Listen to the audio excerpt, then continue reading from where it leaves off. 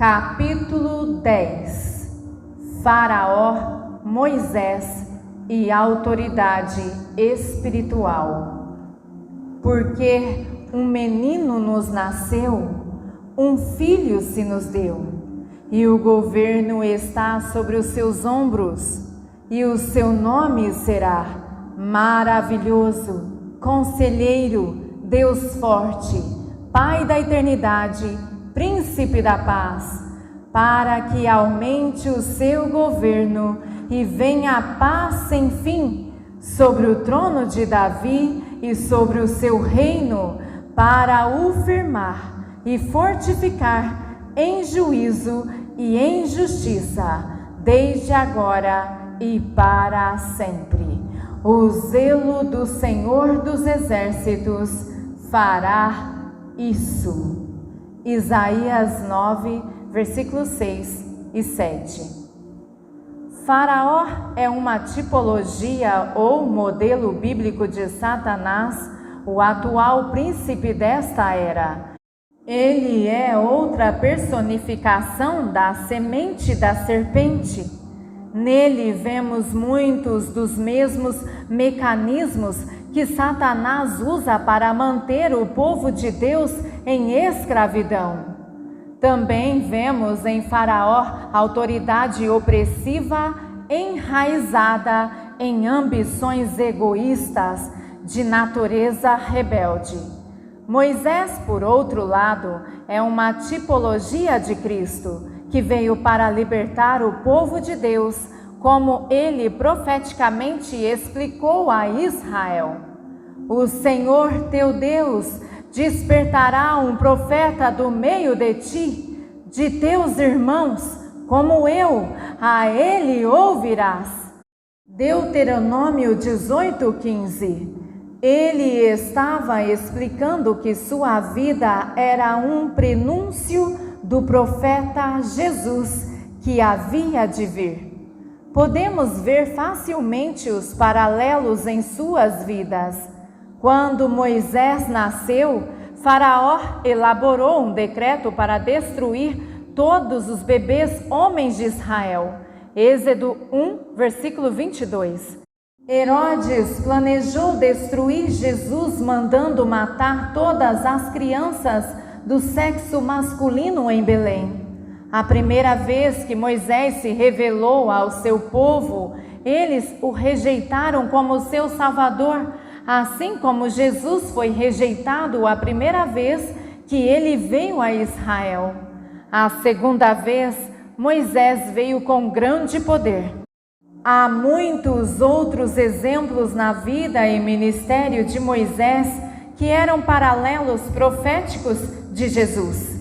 Em Moisés, também temos um maravilhoso exemplo da natureza de abnegação da verdadeira autoridade espiritual, oposta à natureza de busca pessoal da autoridade humana.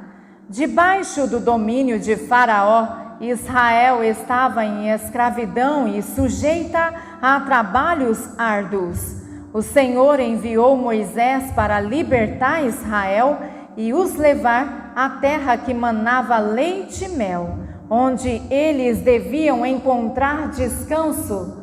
Nós distinguimos aqui entre o reino deste mundo e o reino de Deus. Um reino está procurando aumentar a escravidão dos seus súditos, enquanto o outro procura libertar os homens. Neste mundo, pouco é alcançado sem trabalho árduo. Não está se referindo a trabalho. Os homens trabalhavam no jardim antes que a queda e maldição do trabalho árduo fosse o resultado da transgressão. Gênesis 2, versículo 15. Trabalho forçado é o trabalho que é alcançado apenas com grande e doloroso esforço. Nós trabalhamos no reino de Deus, mas o jugo do Senhor é suave e seu fardo é leve. No seu reino, muito mais é alcançado com menos esforço. Todo trabalho forçado traz cansaço, mas o trabalho em Cristo, quer seja esforço secular ou espiritual, traz refrigério e descanso. Tomai sobre vós o meu jugo e aprendei de mim, que sou manso e humilde de coração, e encontrareis descanso para as vossas almas. Mateus 11, 29. As tentativas de Satanás de nos enganar são geralmente muito sutis e muitas vezes elas até mesmo têm a aparência de liberdade. Mas a liberdade deste mundo sempre leva à escravidão, prometendo-lhes liberdade, sendo eles mesmos servos da corrupção, porque aquele que é vencido, do tal faz-se servo. 2 Pedro capítulo 2, versículo 19. A presente tendência da liberdade sexual é um bom exemplo disso. Quanto mais livre, entre aspas, alguém se torna em sua busca de satisfação, menos satisfação ele experimenta. Logo, esta liberdade se torna uma compulsão de buscar satisfação em novas e diferentes experiências. Elas apenas aumentam o apetite, enquanto proporcionam cada vez menos realização, até que somente perversões parecem ser interessantes. Então, o grau de perversão tem que ser aumentado até que a pessoa seja finalmente consumida e, por último, destruída, buscando satisfação. Em Cristo, o oposto é verdadeiro. O que aparentemente aparenta ser escravidão é o que nos liberta. Ele criou o apetite sexual do homem para ser satisfeito. A primeira coisa que Deus disse foi que não era bom o homem ficar só. Ele declarou a necessidade do homem por companheirismo quando ele disse que criou a mulher para corresponder, no literal, se encaixar com o homem. Gênesis 2, versículo 18. O se encaixar não é apenas físico, mas abrange alma e espírito também. A relação sexual é apenas um nível de inter-relação que o Senhor designou entre homem e mulher. Todos eles levam à união. O Senhor instituiu o casamento e proibiu a relação sexual fora do casamento para que possamos experimentar a satisfação que estamos verdadeiramente procurando, união na alma, espírito e corpo. Quando temos relação sexual com motivos egoístas, estamos mais sozinhos do que estávamos antes. A solidão aumenta nosso apetite por união, o que é geralmente traduzida como uma necessidade de mais relação sexual. A luxúria é um ciclo vicioso que se torna mais intenso à medida que continua. As relações sexuais que são nascidas do amor e compromisso com a união ajudam profundamente a melhorar o relacionamento. É claro, o casamento não garante o uso apropriado deste dom, mas o sexo nunca é utilizado corretamente fora do casamento. Através da união experimentada através do casamento, começamos a entender a grande união entre Cristo e a sua igreja e a ânsia de nossos espíritos para estarmos juntos com Ele. Nossa união com Ele nos traz satisfação e realização que o mundo não pode compreender. Isto é a realização do propósito para o qual fomos criados. Tudo que pertence à vida e santidade nos é dada em Cristo. 2 Pedro capítulo 1, versículo 3. Nós só podemos nos realizar nele. Toda a perversão da natureza do homem é causada pela tentativa do homem de encontrar segurança e realização fora de Cristo. Isso apenas traz insatisfação e insegurança. A solidão é a raiz de muitos males. Há dentro de todos os homens a necessidade de se encaixar, de ser unido com a criação. O reino de Deus é a sinfonia máxima, a harmonia do Criador com sua criação. A necessidade essencial de ser harmonioso é básica para toda a criação, mas o homem tem distorcido isso, determinado em buscar realização em si mesmo. Quanto mais alguém se torna distante da harmonia geral, mais proeminente sua importância e posição. Como a autoridade deliberada é conseguida dessa maneira, ele se torna paranoico e inseguro. Suas tentativas apenas o levam a uma maior necessidade e insatisfação. Até que o reino de Deus venha, os homens vão incessantemente formar clubes, sociedades e conselhos para se sentirem uma parte de algo.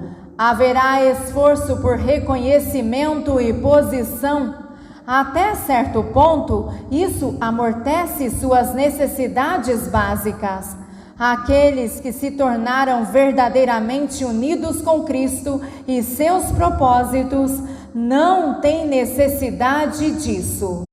Para o cristão que encontrou realização nele, há a disposição de se tornar menor ou maior. Posição não é importante, o fruto é. O propósito unido ofusca a posição. Subtítulo: o medo da rejeição. Enquanto o homem não é redimido ou religado com Cristo, ele carrega a rejeição de Caim. O homem não é aceitável a Deus, exceto através de Jesus. Assim como os sacrifícios de Caim e os seus trabalhos foram rejeitados, aqueles propagados através de Caim sabem, no fundo, que eles não são aceitáveis. O medo da rejeição é provavelmente a força mais dominante dentro daqueles que não foram crucificados com Cristo. Não é bom que o homem esteja só, mas ainda assim o medo da rejeição faz com que as pessoas se afastem por medo da única coisa de que eles precisam para a realização. O medo faz o homem levantar fachadas de independência e autossuficiência para protegê-lo da possível rejeição. Geralmente essas fachadas causam rejeição, o que produz mais afastamento. É um ciclo vicioso.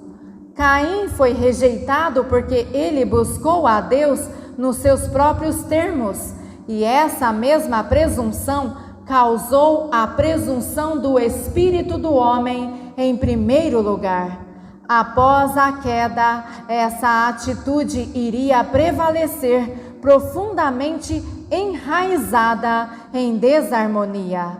Os inseguros são ameaçados por aquilo que eles não podem controlar. Como o homem é tirado daquilo que ele mais necessita, a união, a insegurança aumenta. Os relacionamentos são reduzidos a dispositivos usados para manipular e controlar. Eles não são uniões, mas guerra, geralmente mantidos juntos pelo medo maior de ser deixado completamente sozinho. Quando entramos numa união em termos que exigem nosso controle, esses termos proíbem nossa própria união. A verdadeira união não pode acontecer enquanto a busca pessoal e de preservação pessoal estão envolvidas.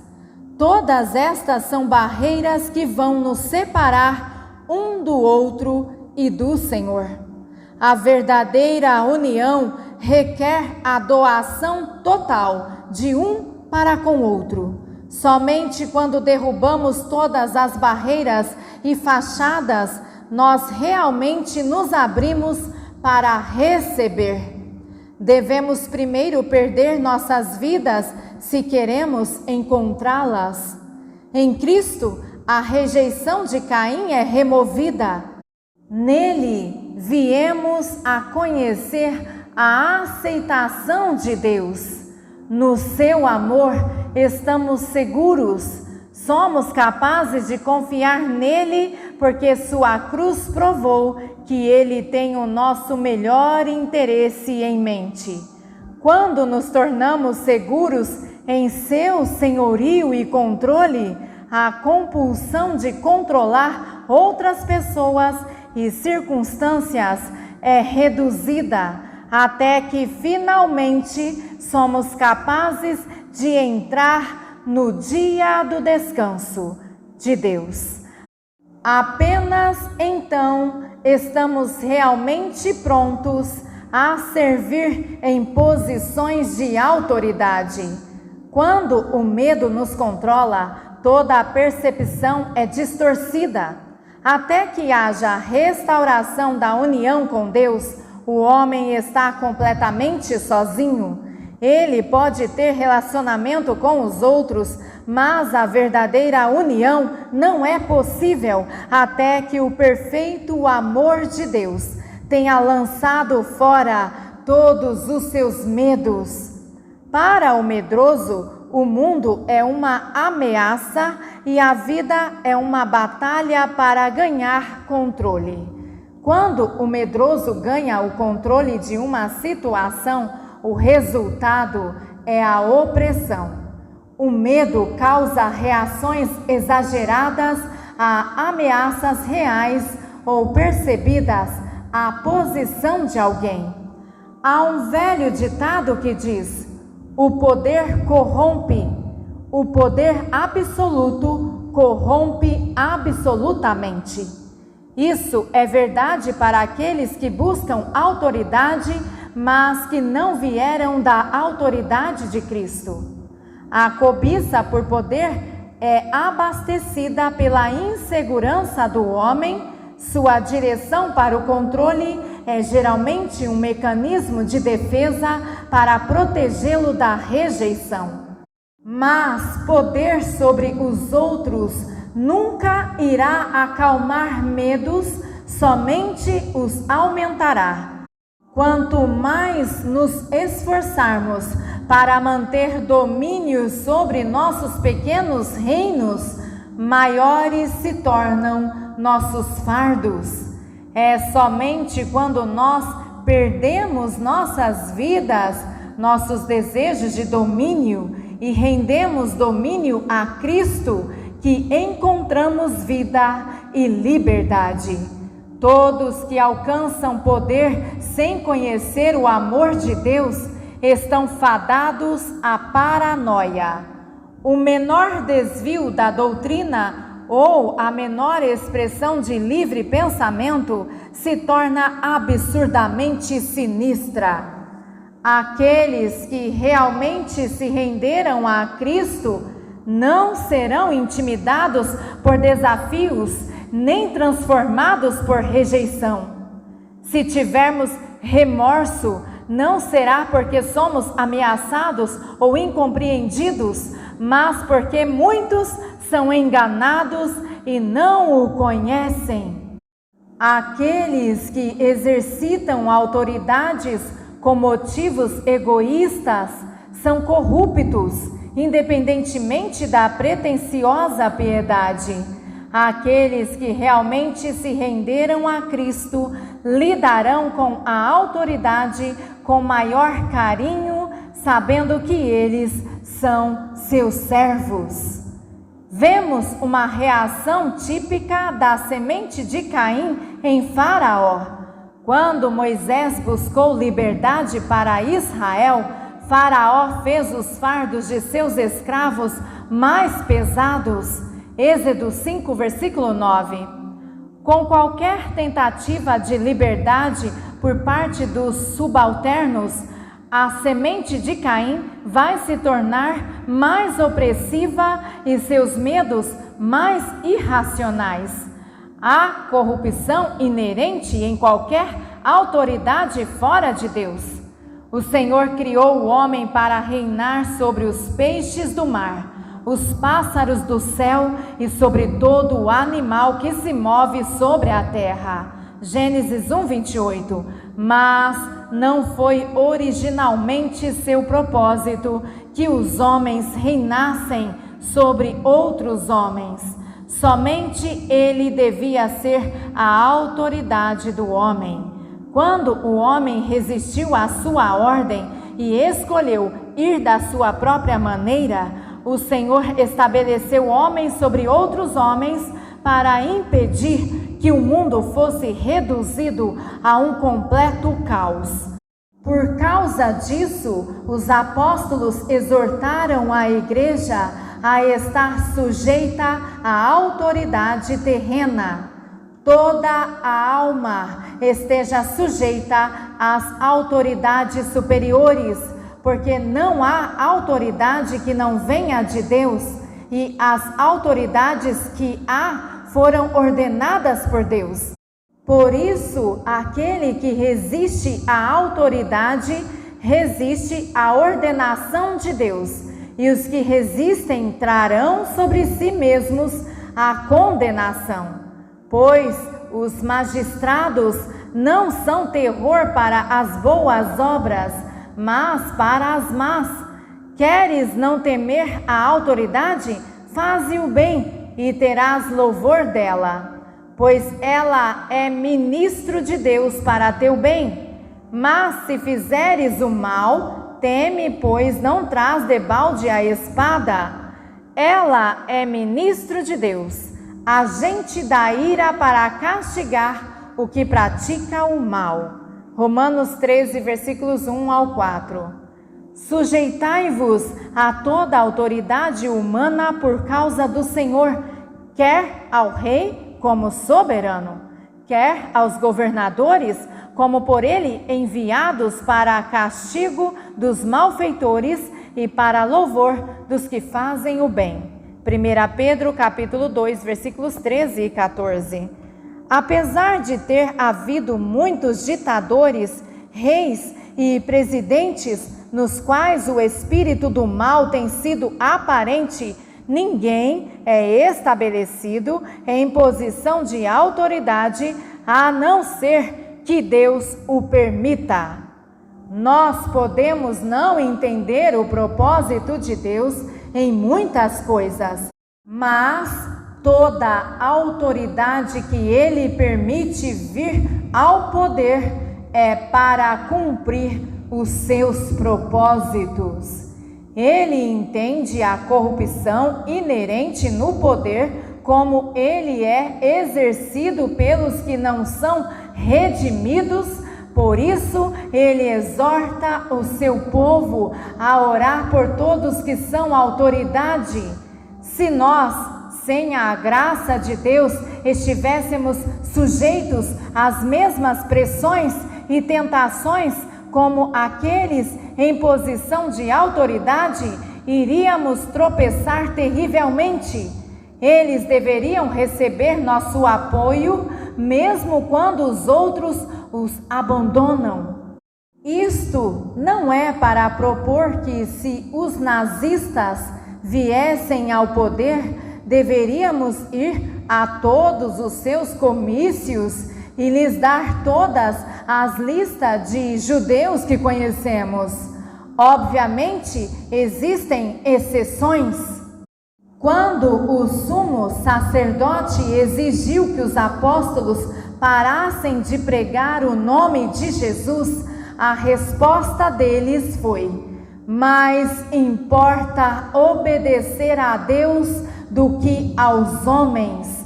Atos 5, versículo 29. Deus pode anular toda a autoridade do homem. Quando a sua autoridade entra em conflito com a do homem, devemos obedecer a ele em primeiro lugar. Esta é, no entanto, a única hora em que podemos desobedecer às autoridades estabelecidas.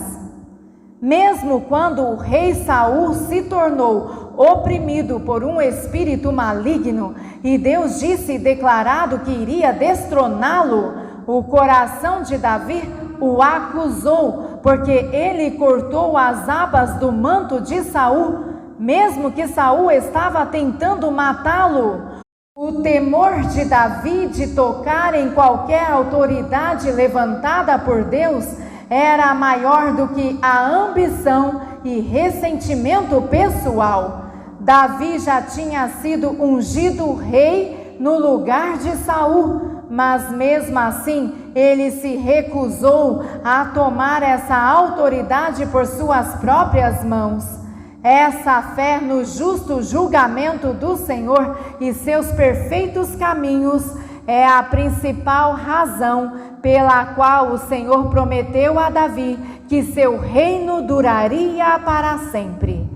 Se ele tivesse tomado a autoridade por suas próprias mãos, ele estaria sujeito a igual retribuição. Nós todos colhemos o que plantamos. Do mesmo jeito que nos esforçamos em nossa própria força para obter mesmo aquilo que Deus estabeleceu para nós, deste mesmo jeito, nossa autoridade é enfraquecida. Apesar de a autoridade do mundo ser sujeita à corrupção do homem caído, devemos nos submeter a ela por razão de consciência, a mesma consciência que acusou Davi por tocar no manto de Saul. Talvez tenhamos que desobedecer às autoridades civis em certas circunstâncias, mas não devemos nos opor a elas, porque Deus é o juiz. A um abate e a outro exalta. Salmo 75, 7. Apesar de que Deus não ordenou originalmente que os homens governassem homens, até que seu reino seja restaurado, isto é necessário. Antes da completa era da igreja, foi o teste e refinamento daqueles seguidores fiéis que iriam reinar sobre os homens na era que virá. Este reino deve durar 1000 anos. Apocalipse 20, versículo 4. Tempo no qual todas as coisas estarão novamente sujeitas a ele. 1 Coríntios 15, 28. Após o dia de 1000 anos do Senhor estar completo, não ensinará jamais a seu próximo, nem cada um a seu irmão, dizendo: conhecei ao Senhor, porque todos me conhecerão, desde o menor até ao maior, diz o Senhor. Jeremias 31, versículo 34. Este era o plano original, que todos iríamos conhecer o Senhor intimamente e ser responsáveis com Ele, e esta é a condição para a qual os homens vão retornar. Toda autoridade que o Senhor estabelece para e através do seu povo é direcionada para este fim.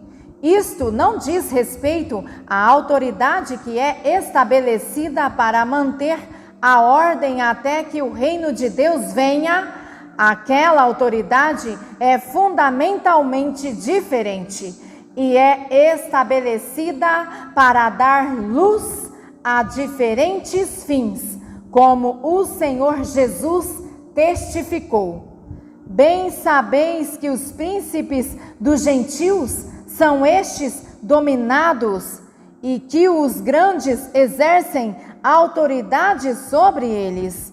Não será assim entre vós, mas todo aquele que quiser entre vós fazer-se grande, seja vosso serviçal.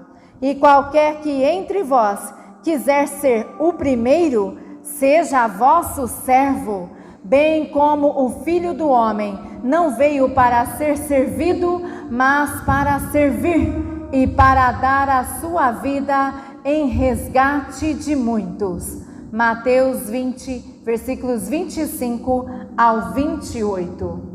Nesta declaração, o Senhor não estava condenando a autoridade dos gentios. Na verdade, Ele a estabeleceu, mas Ele deixou claro que a autoridade do reino era de uma natureza diferente. Há dois tipos de líderes: aqueles que usam as pessoas para os seus próprios interesses e aqueles que se sacrificam pelo interesse das pessoas. O primeiro denota a natureza da autoridade mundana, o último da autoridade divina. Faraó permitiu que o seu país fosse destruído enquanto se esforçava para preservar seu poder sobre os judeus. Em Moisés temos um impressionante contraste com o egocentrismo de Faraó e um maravilhoso exemplo de autoridade de um reino. Como Israel continuamente resistia a ele e o rejeitava, Moisés tanto amou e se identificou com estas pessoas que ofereceu sua própria vida para apaziguar a ira de Deus sobre eles. Assim é a natureza de todos que estão verdadeiramente exercitando a autoridade no Espírito de Jesus. De sorte que haja em vós o mesmo sentimento que houve em Cristo Jesus, que sendo em forma de Deus, não teve por usurpação ser igual a Deus, mas aniquilou-se a si mesmo, tomando a forma de servo, fazendo-se semelhante aos homens, e achado na forma de homem, humilhou-se a si mesmo, sendo obediente até a morte e morte de cruz. Pelo que também Deus o exaltou sobremaneira e lhe deu um nome que é sobre todo nome, para que ao nome de Jesus se dobre todo joelho. Filipenses 2, versículos 5 ao 10. Para a semente de Caim, a autoridade é uma oportunidade para a promoção e exaltação pessoal. Em Cristo, o chamado para a autoridade é o chamado para o sacrifício pessoal, é o chamado para se tornar um escravo e renunciar a todos os interesses. A regra em Cristo não é autogratificante, mas é o esvaziamento de si mesmo. Em Cristo não servimos para fazer uma reputação, mas nos tornar alguém sem reputação, entre aspas. Filipenses 2, versículo 7. Enquanto Faraó era um dos mais arrogantes, tentando até mesmo lutar contra Deus, foi dito que Moisés era muito manso, mais do que todos os homens que havia sobre a terra. Números 12, versículo 3. A ambição egoísta é uma das características mais destrutivas encontradas no ministério e tem levado a grande humilhação e perversão sobre o ministério. Quando os homens são estabelecidos em posições de autoridade prematuramente, é uma tragédia tanto para o líder quanto para o liderado. Ser colocado em autoridade espiritual antes de estar liberto da carnalidade somente irá alimentar esta natureza e pode até mesmo impedir a verdadeira autoridade espiritual. Responsabilidade prematura gera superficialidade.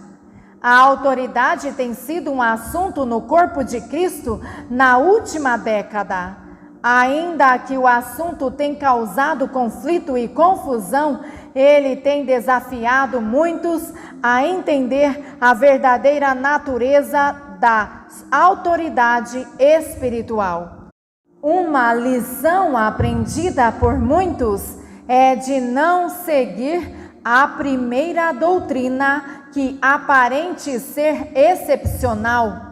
Muitas doutrinas são nascidas a partir da sinceridade, mas uma perspectiva humana levou Israel a clamar por um rei, e Saul foi o resultado.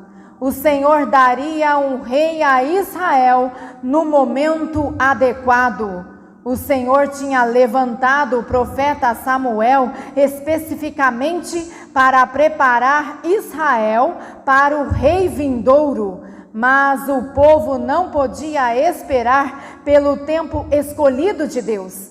Infelizmente, isto parece ser ceifado toda vez que o Senhor está para se mover de uma maneira especial. Os homens começaram a perceber o motivo pelo qual Deus os está preparando e a sua impaciência os fez pressionar o Senhor antes do tempo perfeito. Por esta razão, parece sempre ter havido um Ismael doutrinário antes do Isaque ou um Saul antes de Davi.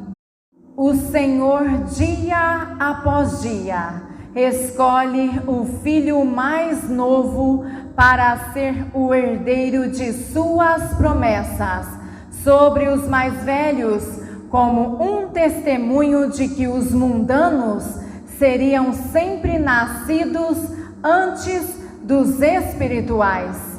Nós só temos verdadeira autoridade espiritual dependendo do nível que o rei vive dentro de nós. Paulo disse que ele esperou até que fosse da vontade do Pai revelar seu Filho dentro dele, não somente para ele, antes de começar seu ministério. Gálatas 15, 17. Nesse mesmo discurso, ele declarou que não consultou imediatamente a carne e o sangue sobre esse assunto.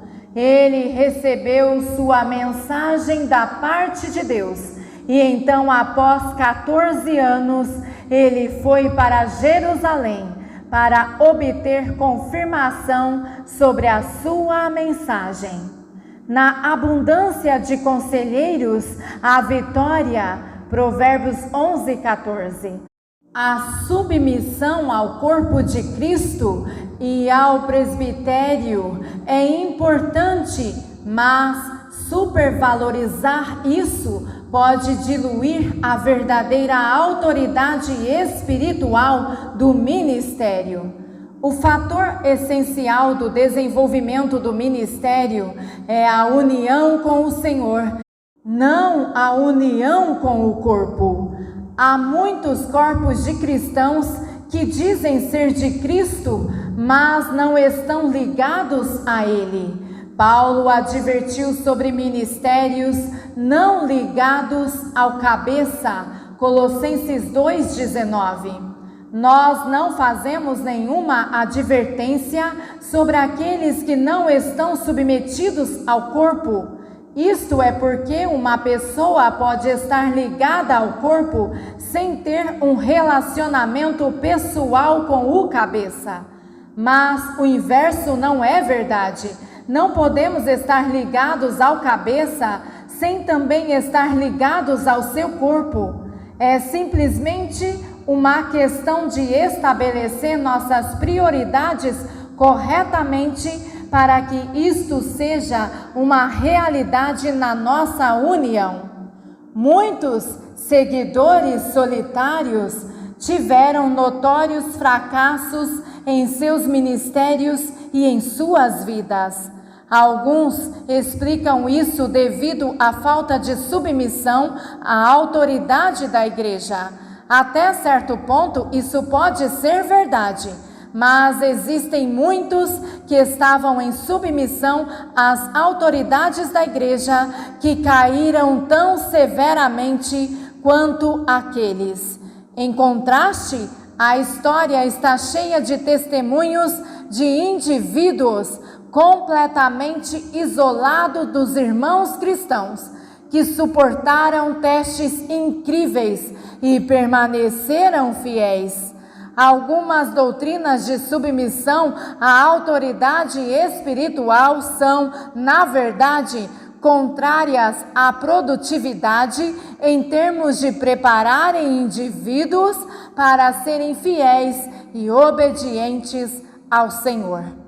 Isto não é para promover o tipo errado de individualismo e independência espiritual, mas quando há ênfase de submissão ao corpo e excesso de submissão ao Senhor, há graves consequências. Um dos ministérios mais ungidos que o Senhor tem dado à sua igreja no nosso tempo tem sido rejeitado por grandes porções do corpo de Cristo, porque eles não enfatizaram sua união com o corpo, tanto quanto a sua união com Cristo, o que é trágico. Em nenhuma passagem das Escrituras há uma exortação para se ter cuidado com aqueles que não estão submetidos a outros homens. A espiritualidade não pode ser transferida por osmose. Um exemplo claro disso é o exemplo de Paulo e Gamaliel. Em Atos 22, Paulo declarou ter sido ele mesmo um discípulo de Gamaliel. Por isso, alguém poderia esperar que ele fosse como seu professor. No entanto, enquanto Paulo estava sentado aos pés de Gamaliel, vemos um grande contraste. O conselho de Gamaliel ao sumo sacerdote, que aparece em Atos 5, contém impressionante profundidade de paciência e sabedoria. Quando o resto do conselho tentou matar os apóstolos por ensinar em nome de Jesus, Gamaliel sabiamente sugeriu que eles o deixassem em paz, porque se este conselho ou esta obra é de homens, se desfará, mas se é de Deus, não podereis desfazê-la, para que não aconteça serdes também achados combatendo contra Deus. Atos 5, versículos 38 e 39. Mas qual foi a reação de Paulo na igreja primitiva?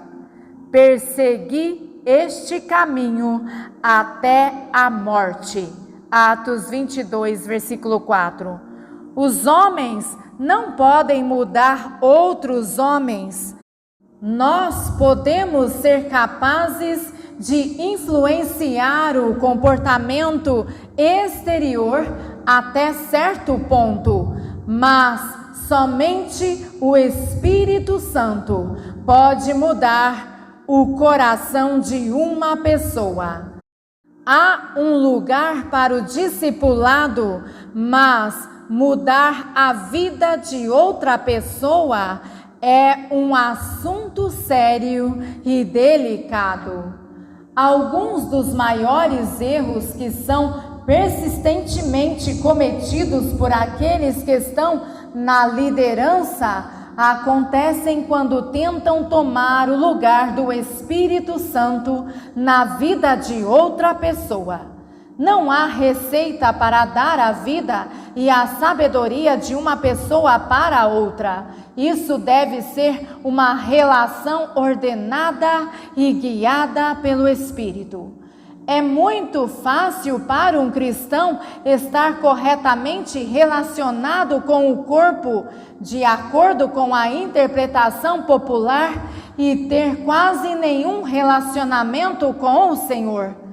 Estar corretamente relacionado com o Senhor é o elemento mais importante para qualquer vida e ministério. A igreja não pode salvar, não pode curar, não pode batizar com o Espírito Santo, não pode nos guiar a toda a verdade. Só o Senhor pode fazer todas estas coisas. Quando nossa ênfase se torna a igreja mais do que o Senhor, nos tornamos reduzidos a adorar a criação ao invés do Criador abençoado, e nossa fé se tornou uma forma de santidade que nega o próprio poder do Evangelho. Não somos mudados por contemplar a igreja, somos mudados por contemplar o Senhor. 2 Coríntios 3, versículo 18. O mundo nunca será levado ao Senhor por contemplar a igreja. Vai ser levado ao Senhor quando a igreja começar a exaltar o Senhor, ao invés de exaltar a si mesma. Somente após termos nos unido com o Senhor é que podemos ter uma união real com o seu corpo. Ao contemplar o cabeça, o corpo se une. Colossenses 2, versículo 19.